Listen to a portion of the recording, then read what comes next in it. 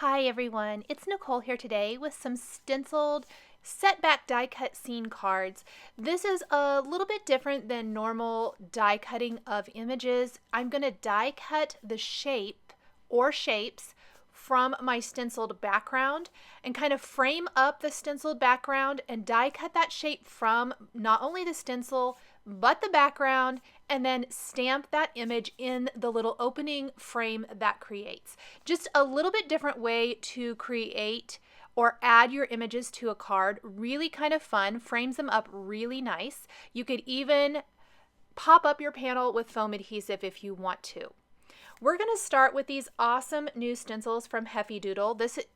First, I'm going to ink up some Bristol Smooth cardstock with Salty Ocean Distress ink for my first card. This is going to be the card with the Wingman stamps and dies. This is the Great Tropical Birds type of stamp set, but we're going to use the leaf die or stencil on it. But I want that background to dry because I did spray it with water from a distress sprayer, so I'm going to set that one aside for a second and we'll come back to that.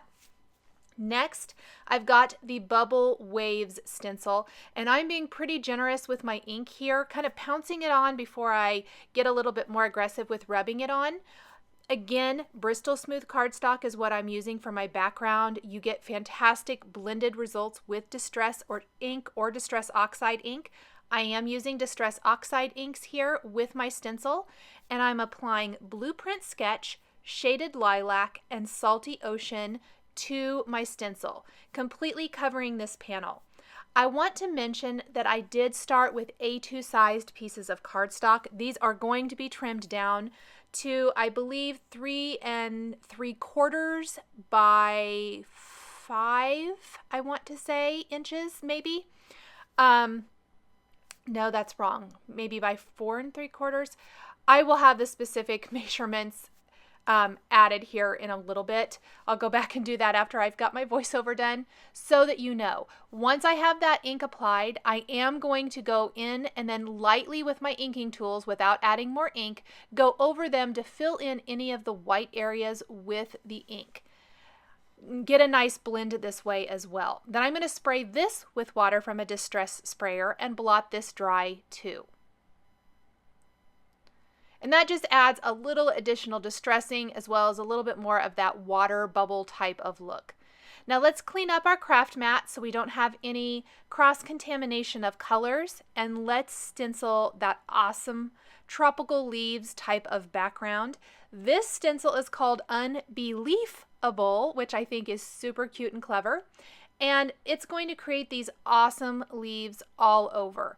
And I am going to use Twisted Citron and Lucky Clover Distress Oxide inks combined for these. Now, I kind of went the wrong direction here and put my Lucky Clover down first and then the Twisted Citron. It's much easier if you lay down your Twisted Citron and then kind of go over maybe the center portion of your leaf or branch here with Lucky Clover. I just wanted both colors represented. The Lucky Clover is definitely going to be more prominent. I just wanted some little lighter tips, and the Twisted Citron is great for that. We're going to add this all over this background by applying the blue ink first for the sky in the background. It makes it really easy because we don't have to go over and ink over our leaves and maybe smear them. So that's why I added the blue ink first and then stenciled on top, because I didn't want, for this one, I didn't want any of that kind of muted, I call it smeared, but it would definitely smear. But on the other card, the ocean card, I didn't mind it as much because it's kind of an underwater type of look and it didn't have to be quite as perfect. I think if you smeared the leaves, you wouldn't get the same effect. Once I have all of my inking and stenciling done, I'm going to go ahead and clean up all of my stencils, get this all put away, and we can start working on laying out the design with our Oceans of Love and Wingman stamp sets. And I've laid out my images I want to use, I've laid out my greetings, and from our stenciled background, we want to trim, or die cut rather, the images that we're going to be using. So we're creating a frame. Because the Wingman card has 2 dies, it's not just a single die, I started with the little accessory that the bird is sitting on, sorry, and then I'm die cutting the bird. So that's going to give me my opening for this card. For the Oceans of Love card, we're going to be using the narwhal and the little starfish, and we're going to be creating openings for those. I also thought it would be really fun to implement the word oceans. There is a coordinating die for that, and die cut that from my background as well. So the entire sentiment for the narwhal Oceans of Love card is going to read, "Sending you oceans of love, you're a star wall." Kind of part of the reason I chose the narwhal and the starfish for this card was the sentiment that I was using. I thought it complemented the design really well. I want to make sure I get everything lined up perfectly. I like to use Post-it tape. I do not want these shifting when I run them through my die cutting machine. So we've got these two cute little guys. We're going to have some little bubbles coming up in between them. And then we will die cut the word oceans from this as well. Now this is giving me the frame portion for my card. It's also going to serve as a guide so I know where to stamp my images that we're going to frame up. Just a little bit different than stamping them on a separate piece of paper and adding them to your card. So here's that word oceans. I did this in a couple of steps. I really wanted to make sure everything was going to fit perfectly before I die cut it all. This is one of those things where when you have created your background and you've spent the time working on your background, you don't want to mess it up by die cutting your shape in the wrong place. So I did take quite a bit of time making sure everything was die cut perfectly. Now before I mat these, which was kind of an afterthought, I really thought a color of cardstock that complemented the ink blending would help pop this up off of the background. I went ahead and stamped my images. So I've got another piece of paper trimmed to the same size as my stenciled panel. And I'm simply going to start for this one, because there are two overlapping images, we are going to have to do a tiny bit of masking. And I am going to start with the bird. He is in the foreground. His tail is going to be hanging over the little pedestal he's sitting on. So we're going to ink him, stamp him right there in that little opening. And then we need to create a mask. And really, it does not have to be a complete mask of this guy, because the only thing that's going to overlap is kind of the bottom part of him and that tail. So I'm going to create just a quick mask, trim out just this little teeny tiny part. You'll see that I don't even cut out the whole thing. Place this over the bird. And this is some great masking paper from Simon Says Stamp. And then we will stamp his little pedestal he's sitting on. And this is going to give the look of one continuous image framed up. So let's grab that and stamp that right there. This is a very assembly line style project where I did all my backgrounds. I did all my stamping as far as what was going to be framed up. I also stamped any additional images that we're going to use to complete the scene. For the ocean card, that's going to be some little images down below, and for the bird, it'll be some feathers. Now here is my background piece that I want to die cut and frame up. And we are going to just simply take our dies and our panel and line them up this way. And I'm being really generous with my Post-it tape. I don't want this to shift either. And we're going to die cut an opening in our colorful cardstock. The green cardstock I'm using is Green Leaf from Simon Says Stamp. So again, this is just a two-step process for the Wingman card. Place the bird in place and die cut that. And that's going to create a perfect opening and also going to be perfectly centered so that this panel is popped up with the green cardstock. I think it really draws your eye in. It frames up this panel beautifully. So there's what it's going to look like when we get all of that added. Same thing for the underwater ocean scene here with the narwhal.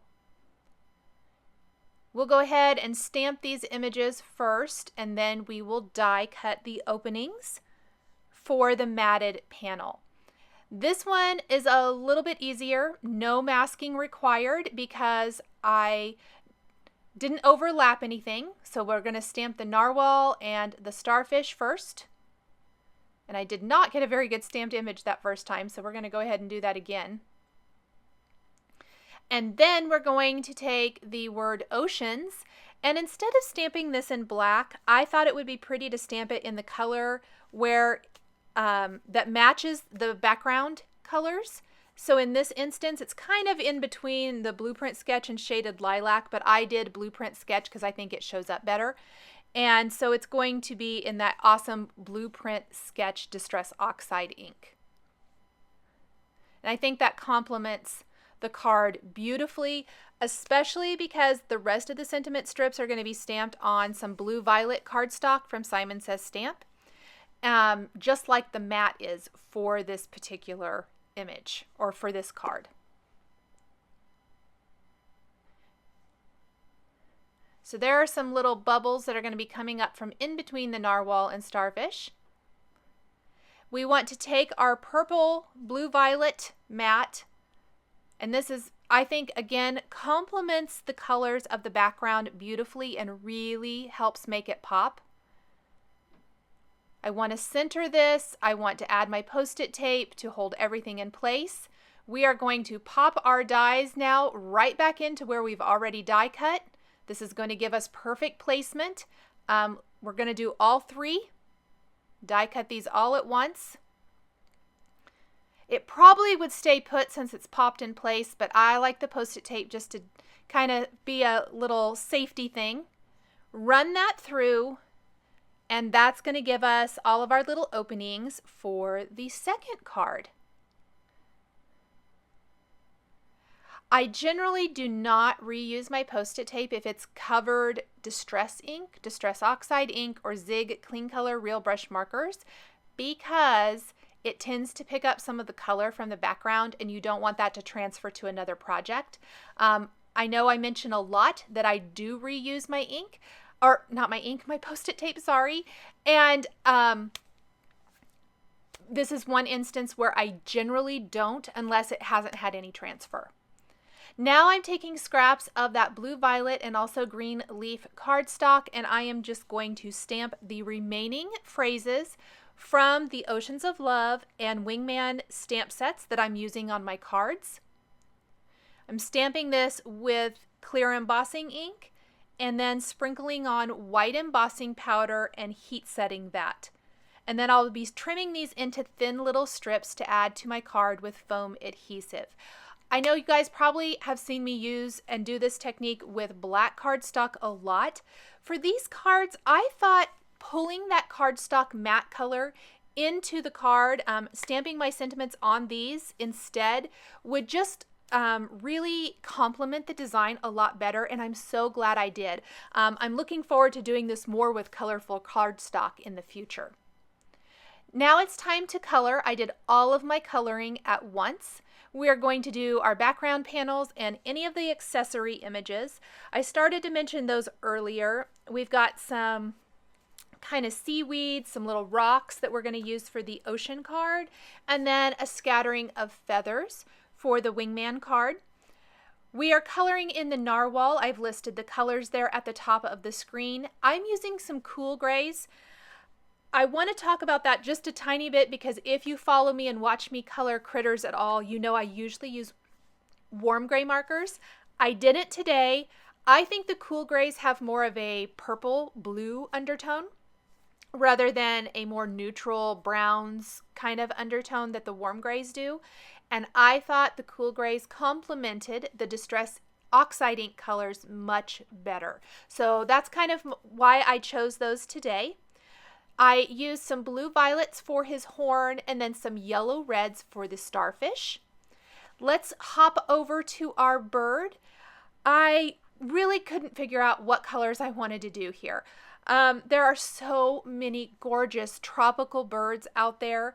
So I just decided to do something really fun with aquas, greens, and kind of blue violets. And then have a pop of orange for his beak. I thought those colors would complement the greens and blues of the stenciled background or stenciled frame for this card. Now I did have to work a little bit to get a nice blend of his wings. I really had a little bit of a hard time with the greens, especially. The blue violets, not so much. They really went great with the blue greens, the aquas that I'm using. But I felt like the greens were just so harsh. But if you continue to work on it, continue to blend, and I felt like the blue-green 18 really worked good. I pulled some of that down into the rest of the color of the wings, kind of over the green areas, and it still is green, but I think that just really helped with the overall look and feel. And then I even went back with my green and just kind of feathered out lightly, pulling that color up and out, and really fun. These birds are so much fun to color. Some yellow reds for his beak and even a little R46. And then for the pedestal he's sitting on, I wanted a bright pop of color, so I went with yellow, Y11, 8, and 19. This is going to make a really nice, bright pedestal, perfect for the card.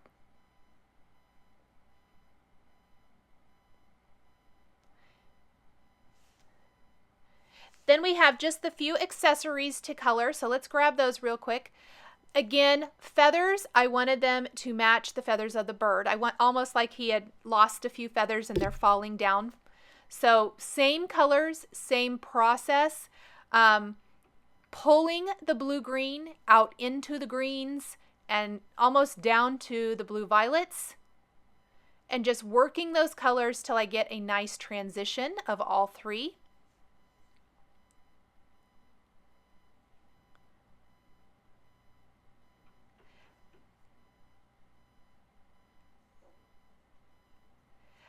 Then we've got some nice little underwater stuff. I decided to do kind of a peachy color instead of red, and that's R30, 32, and 35. This is one of my favorite color combinations. And then some seaweed with my greens. And then the rocks are going to be E43 and 44. And once I have all of these colored, we're going to take the coordinating dies for these accessory images and die cut all of these. And then all we have left is putting it all together. Starting with the Wingman panel, let's go ahead and put some adhesive on the back of the stenciled panel, grab our green cardstock mat, and we are just going to line up those openings and adhere that right there. Now this is the time where if you wanted to pop this up with foam adhesive, you would put some little foam adhesive and then center this over your colored background panel you're framing up. I did not today. I'm popping up the sentiment strips and I felt like that was probably enough. Matting it on the green cardstock automatically pops it up just a tiny bit, and I felt like that was good for this card. Now I'm going to take some foam adhesive and pop up my greetings. I love these thin foam adhesive strips. They are fantastic. I love popping them up. I think it helps differentiate them from the background of the card. And then we want to pop those feathers in place. Again, I just want them to kind of look like they have fallen from the bird. So there's going to be a couple of them kind of up above the sentiment, and then the final one will be down below. We're going to layer a couple of them here, and then that last one down underneath the greeting. Then we're going to take some Nuvo crystal drops. Well, we can go ahead and adhere this to our white top fold card base. And then I'm going to take Nuvo Crystal Drops in Key Lime, which is a translucent green. And I'm going to add little drops of this all over the card. Kind of helps fill in the areas. It adds interest. It's a fantastic, easy embellishment. I love finishing cards with Nuvo crystal drops. Finishing touches are what set your card apart from where it might be to where it could be. And it's my favorite thing to do. You guys probably know that about me already, but I always love, love, love finishing touches. Now we're going to take glossy accents and take that and place it on his beak. I always love to finish off birds' beaks with glossy accents. I think it always looks amazing. And then we're going to take a white opaque pen and add some detail throughout the bird. I probably should have done this before I added the Nuvo crystal drops, but I was super careful to keep my fingers out of it while it dries. I do want to mention with Nuvo crystal drops, it does take 24 hours for them to dry completely. They will be dry to the touch within an hour or so, but if you want them to maintain their shape, you really need to let them sit and dry for 24 hours before you try to mail the card or put the card in an envelope or set anything on top of it.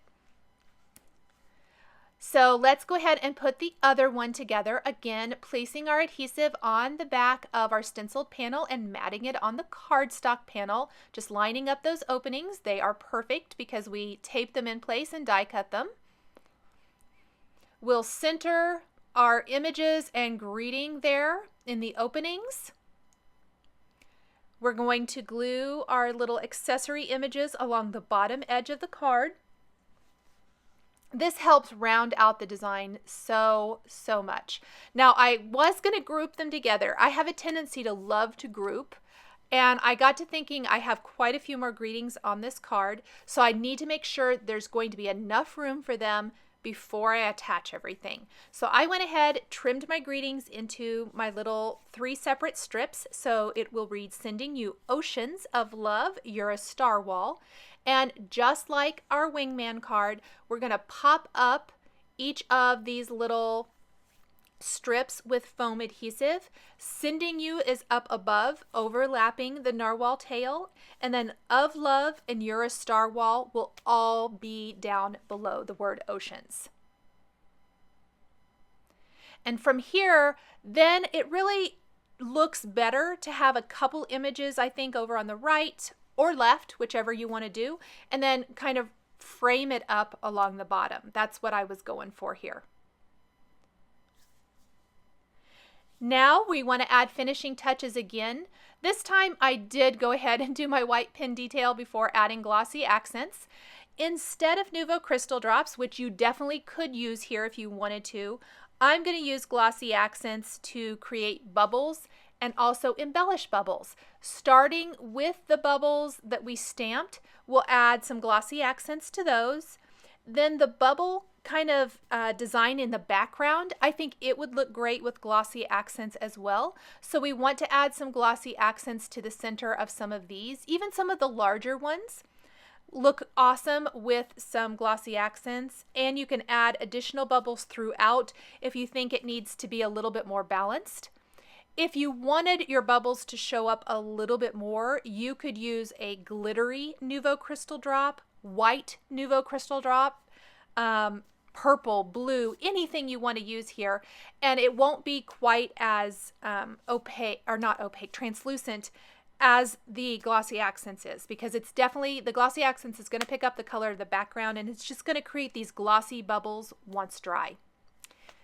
Thank you guys so much for joining me today for these cards featuring Heffy Doodle stamps and dies. The supplies I used to create my cards are listed and linked below the video here on YouTube. Here are a couple more cards that you might be interested in. Thank you guys so much for joining me today, and we'll catch you next time.